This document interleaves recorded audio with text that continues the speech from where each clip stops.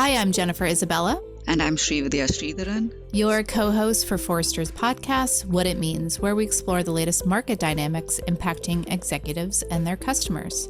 Today, we're joined by VP and Principal Analyst Barbara Winterz to discuss how younger B2B buyers are reshaping the buying process and what companies should do to succeed with these buyers. Welcome, Barbara. Thank you. I'm happy to be here today. So Barbara, let's dig into your latest research, right? It reveals some really interesting shifts happening in the pool of B2B buyers. Could you describe what that shift is and why it's so significant? Sure. One of the ways we chose to examine the data out of our B2B buyer journey study this year was to look at differences in generations and the way they behave in buying. And in doing so, the first thing we did was just looked at from our response set how the makeup of all the respondents played out across the generations. And it was interesting to see that those buyers that we're calling in our report in here the younger generations, which include Gen Z and millennials, or basically anyone born after 1981, made up well over 50% of our survey this time. 64% of the people who identified themselves as purchase influencers in our study were in that younger age group. So we thought it was important to understand how their behaviors are different than maybe those older generations, because all you have to do is look at any census data or generational data, and the numbers are continuing to grow this way. These, people who 10 years ago, we talked about how millennials were changing the market and lots of conversations about that. Well, they're here. They're the majority of our buyers now. So we wanted to go look at what some of those differences are. Now, I will add that in general, when we talk about, for instance, developing B2B buyer personas, we don't recommend doing a whole lot of identification by demographics, right? For instance, we don't recommend that buyer personas say this persona is, an average age of 47 and generally male, or that persona is an average age of 35 and generally female. Demographics like that usually don't matter in B2B marketing. And they can be dangerous if they're taken too literally. So while you still won't see us, pushing towards that sort of demographic analysis as you go develop personas and the programs that follow from them, it's important to recognize as a whole that our buying audience is in this younger generation. So as a whole, it's important to recognize how they behave differently. Not trying to pinpoint any certain age or any certain buyer, but that's the majority of buyers right now. So we should be treating that as a majority and thinking about how the behaviors are changing. So let's talk about those expectations and preferences of this younger generation. What are those couple of key points that are truly standing out in terms of their preferences and the impact on the buying process? Yeah, there's a couple that we should talk about today. One is that younger buyers are what we call digital natives. They're much more comfortable and more likely to use what we call those digital or self-service transaction channels. They know how to go out and look for information, find it on their own, and they're used to doing that. So when we look at this data, we break it down. One of the ways we break it down is into two general categories of self-guided interactions and personal interactions that buyers take. Self-guided interactions means all those things we just go do and look at and find on our own. We go search the internet, we go look at websites, things like that. Where personal interactions are where we have a conversation with someone. It could be virtual, it could be in person, it could be in an event, it could be via a webinar, but you're having an interaction with someone. So before we jump to the conclusion that everything's going digital, our data shows, and it has shown over time, that buyers prefer a pretty even mix of what we call self-guided and personal interactions. So that means that buyers value those conversations they have with people, the things I mentioned before, like events and things like that, where they can interact with people. It's an important part of the buying process. It splits to about 50-50, honestly, when we ask buyers how impactful different types of interactions are. So we went and looked at that first between these younger generations and the older generations, and the split is still pretty much the same. Within a percentage point, it's still close to 50-50. So we can't jump to the conclusion that younger buyers aren't engaging in personal interactions. They certainly are.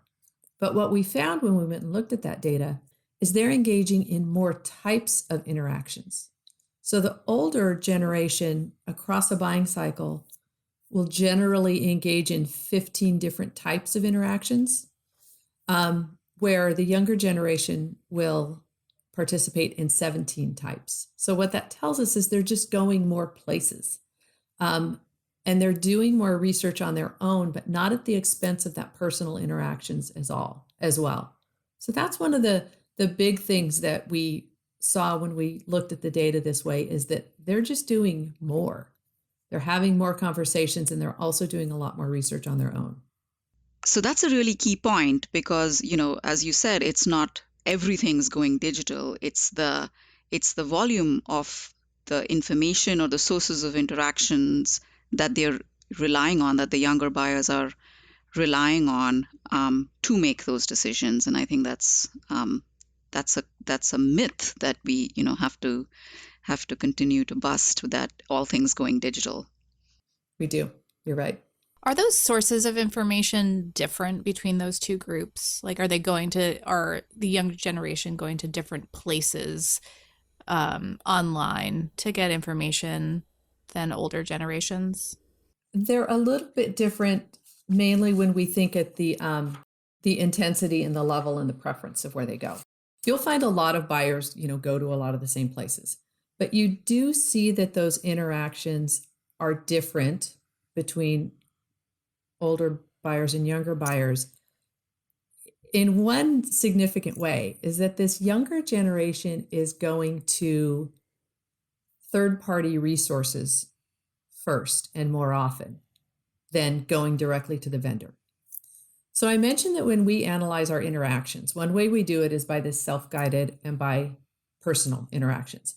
The other way we do it is looking at interactions by those that are either owned or highly controlled by the vendor versus those that are not controlled by the vendor and maybe sometimes influenced, but they're not direct. They're third-party resources like general information websites, technology websites, conversations with industry experts and analysts and things like that.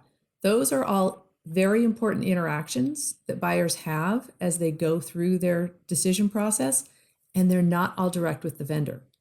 So what was interesting, again, as we looked across the generations, is that the top 3 responses for the most impactful sort of places to go for these younger generations were technology information websites, forums, and industry websites. For the older generations, their top 3 included vendor salespeople in person and also vendor websites. So when you start looking at those interactions and tracking them down to, I said there were 17 different types. When you start tracking them down into the top 5, 10, 15, you'll certainly see vendor websites are really important to both cohorts. Salespeople are both important to both cohorts. But it's interesting to see that the younger generation tends to start more with third-party sources before they're going to contact a vendor. And so that's a change worth noting. So this can be very scary for the vendor. I mean, it sounds like they have less influence on buying decisions and buyers' decisions. So what should they be doing to win and attract these younger buyers? What should they be doing differently? Yeah, you could say that they have slightly less influence. At the end of the day, those buyers are going to go to our vendor controlled resources, our own websites. They're going to talk to our people, but they're not going to start there. So how do we become aware of that and make sure we're doing that well? One of the ways to do that is to make sure, as part of an overall marketing program, that your influencer marketing components are working strong and are strongly aligned to all of your messaging and what you know about how your buyers go through their journeys and things like that. So, for instance, simple things like, if we know they're going to technology information websites, are there opportunities for us to provide syndicated content there? Are we part of the conversations in the forums that they're going to, or the websites that they're going to? That's one way to think about it, how you're going to place your content outside of your own domain. Another way to think about it is making sure things like your analyst relations and your press relations programs are working well and delivering the messages that you want to deliver about your solutions, because that's also a widespread way to get your message out there. So those are a couple of things to consider, especially in those earlier parts of the buying decision process, that discover sort of phase, because they're going to go all over the place for information. So get your information out there wherever you can and make sure it's on message. The other thing that's interesting, though, and so maybe let's not make it so scary, is that even when those younger buyers do go to some of these other places, they're frequently seeking that self-guided information from non-controlled sources. What they do next when they go to those websites is also important, because there's an added dynamic here. What the buyers tell us they do if they go to an industry website or a technology information website, they're going there to decide which vendors to go talk to. And their next steps are either to click through on information or to go perhaps to a vendor's website to get more information. So we might just say it's one step removed, but we're not losing all control. If we manage those influenced channels as best we can, and then we make sure that when they do show up at our own properties, we understand what they're looking for, we give them the information we need, we really focus on the experience for those buyers, then that's how we can work our way best through this shift in what we're seeing in behavior. So, Barbara, you mentioned that, the human interaction side or the personal side, I mean, that's not going away. That's, kind of balanced across these cohorts. Can you tell us a little bit more about what that looks like, especially, in this hybrid world of kind of virtual human interactions, in-person human interactions? What does that look like? And, are there any differences within cohorts as well? There's not a whole lot of difference. We do talk about vendor sales in person and vendor sales virtual. We see a little more preference for vendor sales in person from the older generations. But when you really start looking at the data and you compare those two, vendor sales in person and vendor sales in virtual they're not highly convergent, right? Buyers tend to get value from both of those things. So I think as a whole, we're adjusting well to a virtual environment, because we don't see, a huge preference for in-person over virtual. And buyers tell us that, they're sort of getting the same information and mostly the same satisfaction, no matter how they're interacting.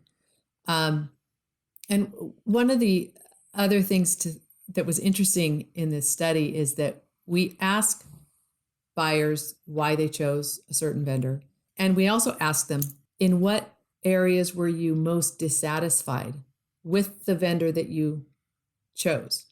Because we want to get at those dissatisfaction metrics as well, so that we as providers can do better to improve the experience. And it was interesting in looking at the different cohorts. A couple of the responses that are available when we ask that question about dissatisfaction are the competence exhibited during the purchase process, and the relationship with the sales rep. And younger buyers showed higher dissatisfaction with both those things. Actually, younger buyers showed higher dissatisfaction with the whole process to a pretty significant amount. We give them a list of things. What are all the ways that, that you were potentially not satisfied with your winning provider? And then there's a chance to say none of these things, right? So if we extrapolate that out across our buyers, upwards of 80% of our buyer respondents all have something to say of how they were dissatisfied with the buying process or with the vendor that they chose. So in the older generations, 71% of those respondents all had something to say about where they were dissatisfied. In the younger generations, 90% of them had something to say. So if we reverse that, there were only 10% of them who didn't have any, who were apparently satisfied with their vendor. And this is even the winning vendor that they chose. So in a shorter way, people do have frustrations with vendors and with the buying process. And the younger generation has more of them and is more willing to express those dissatisfactions. And a couple of ways that they did that was by showing a higher percentage of younger buyers who stated they were dissatisfied with the relationship with their sales rep. So going back to that earlier point about talking how self-guided and sales is still important, sales is really important because sales needs to be a partner to help the buyer through the process. They're there to help the buyer buy, make the connections, get them all the information, do what they need to do.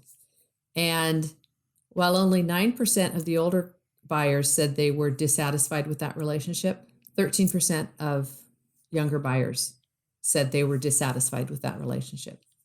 So they're more demanding. They still are reliant on that salesperson, and they feel that's important. The other one was this broader statement of the competence that the vendor exhibited during the purchase process. So if you think about that, think about, any purchase process that you've gone through.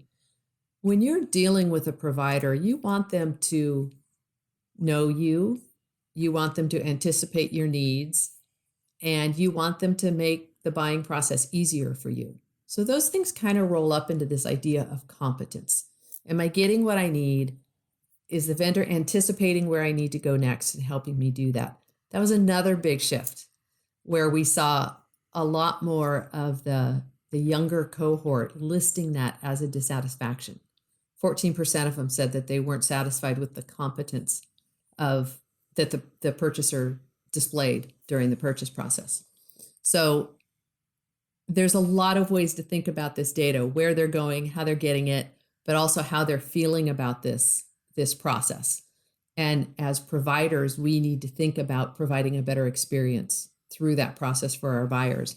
And so those are a couple of things where we need to make sure we make those connections so that sellers can make the right connections with the buyers, and so that we're carefully planning our buyer journeys so that we're anticipating their needs, and we appear to be competent at the end of the day when they finally make a purchase.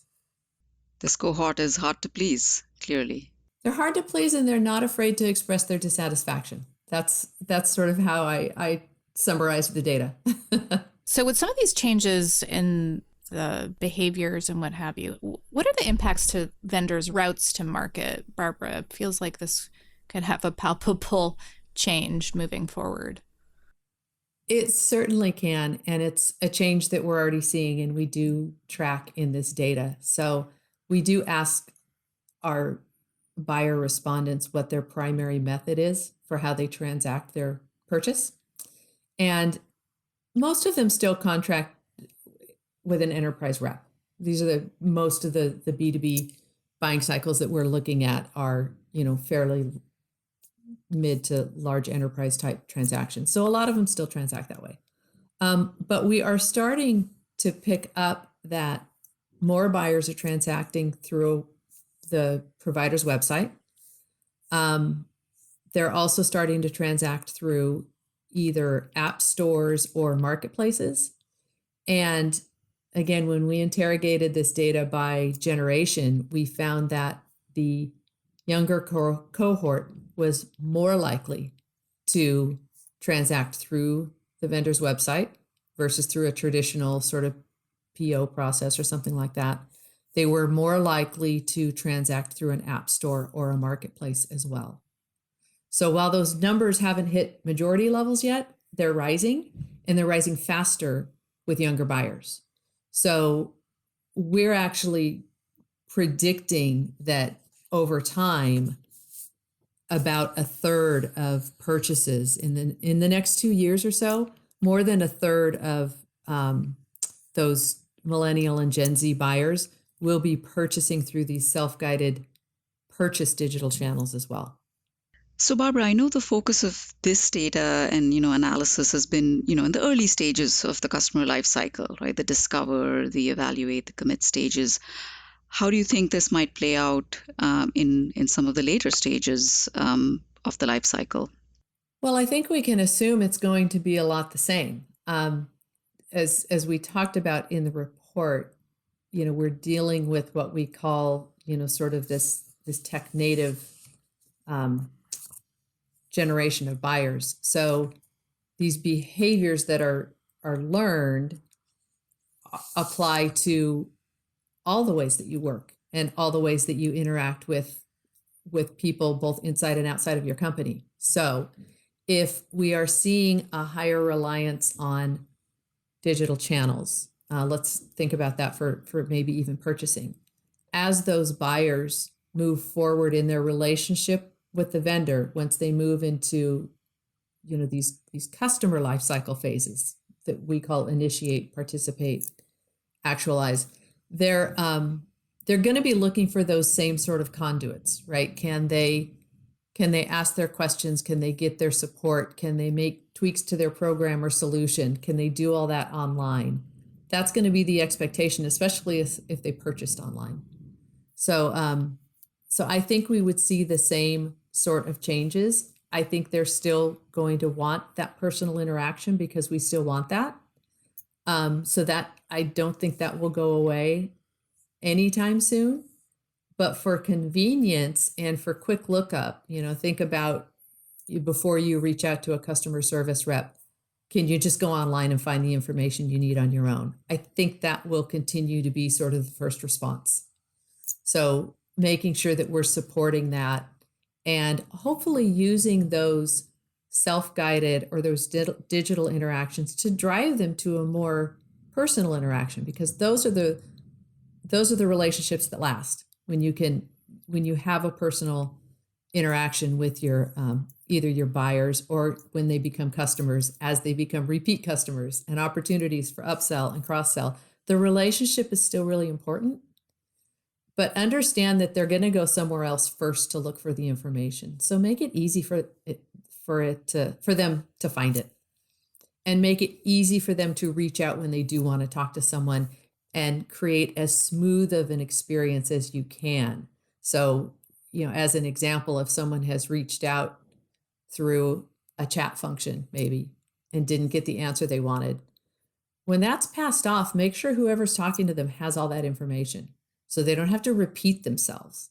These are the great things we can do with all the marketing technologies that we have today, is we can think about how to apply those to what we see in this buyer behavior and really try to improve the experience for the buyer by understanding all their context, their context, where they're coming from, what they've just done, what they might need next. So those are the ways that that vendors and providers should really be thinking about that, because these younger generations are going to be much more demanding when it comes to that idea of feeling like, I feel like I'm known. You've seen what I've already done on your digital channels. Don't make me repeat that. Use that information to make it a better experience. And that goes through the whole customer life cycle, beyond just buying, through maintaining your customer relationships and hopefully expanding them as well. So let's set the stage. We're 10 years in the future. What does B2B buying look like? So I still think that B2B buying will have personal connections. I still think that is important. I think it will be more and more facilitated by self-guided interactions and digital channels. So when we think about designing the future for our buyers, we need to be designing a hybrid environment so they can move easily between channels. And we need to really be going deeper to understand not only how our buyers behave through their process, from the first stages when they start looking for information all the way through, but also how they feel about that experience. We're also working in our group right now on a new area of research that we're calling buyer experience. So really thinking about almost taking that traditional CX lens that's applied most often post-purchase in B2B, but applying that to the pre-purchase phases. What does it feel like and look like for a buyer to go through these purchase channels? And I think we have a lot of work to do as B2B providers to think about the buyer's point of view and look at it through that lens, because our buying audience is getting younger. And as we talked about, they're more demanding and they have higher expectations of how this whole hybrid digital to personal ecosystem should work, because we live in it all day long. So, how do I think B2B buying is going to look in 10 years? I think it will look different. I think there will be, one of the biggest differences will be routes to market. I think people will be buying things differently, either through websites or through things like markets and partners and app stores. And I think they're just going to expect this process for them to be seamless. They're going to go out and look for their own information, and they will still call for personal support, both internally and externally. From, when I say internally, I mean from our vendor supplied sales reps, and also externally through those third-party resources. They're going to continue to go through all those sources because that's just how buyers have evolved. They know that they can go get information everywhere. So they're going to continue to do that, but they're going to look for it to be a more connected experience. Well, thank you so much for joining us today, Barbara. Thank you for inviting me. It was a pleasure. If you like what you heard today, check out our agenda for Forrester's B2B Summit North America, which includes over 100 analyst-led sessions filled with insights to drive B2B marketing, sales, and product success. Learn more at forr.com/summit23. That's forr.com/summit23. Thanks for listening.